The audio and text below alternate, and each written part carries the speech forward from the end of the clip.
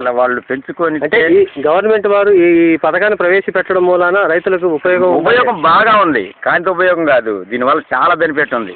నేను ఇంకా రేపు కాలం మీద చేయబోయేది కూడా ఇక్కడే ఒక పాక వేసుకొని ఏనే గేదెలు పెట్టుకొని శుభ్రంగా చేసుకుందామనే ఆలోచన మీద ఉండడం. పెద్ద అబ్బాయి నేను ఇద్దరం అనుకున్నాం.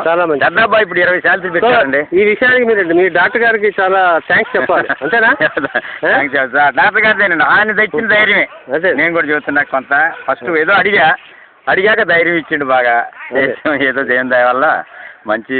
ఇది మీరు వచ్చే సంవత్సరం కూడా కంటిన్యూ చేస్తారా? దీన్ని వదిలేసే సమస్య లేదు. వచ్చే సంవత్సరం కాదు, నా పిల్లలంతా కూడా వదిలిపెట్టాలి.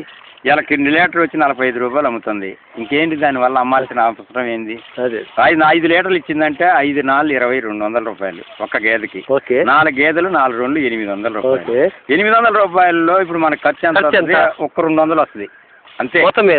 అంతకాడికి 400 తేలిక మిగులుతాయి. ఎట్ట మిగిలినా కూడా సరే ఇంట్లో హాయిగా కూర్చొని. అసలు ఎవరు ఒకళ్ళు ఆ ఇంటి ఆశకు పడే పని లేదు. కూలీ దొరికింది, కూలీ లేదు, ఆయన పిలిచిండు ఈయన పిలవలేదని కూడా లేదండి.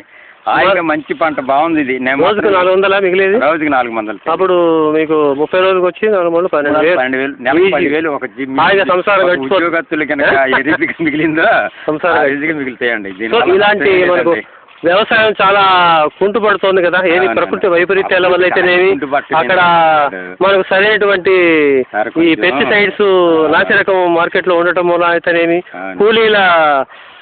కూలీలు అందుబాటులో లేకపోవడం, వాళ్ళ యొక్క కూలీ ధరలు పెరగటం, మార్కెట్ సరైన సౌకర్యం లేకపోవడం, గిట్టుబాటు ధర లేకపోవడం వల్ల ఇవన్నీ పెరిగిన అక్కడ మార్కెట్ ఉంటే అదే లేదు పోతే పోయి అందులో 10 పోతే ఇందులో అంతా బాగానే ఉంది. మరి దీనికి మార్కెట్ ఉందంటారా? మేతకి పాలకి తగ్గేదేముంది, ఇంకా అది పెరుగుతుంది కానీ ఇంకా అసలు తగ్గించేది లేదు నిజంగా ఇప్పుడు మేతకు. ఎందుకంటే డిమాండ్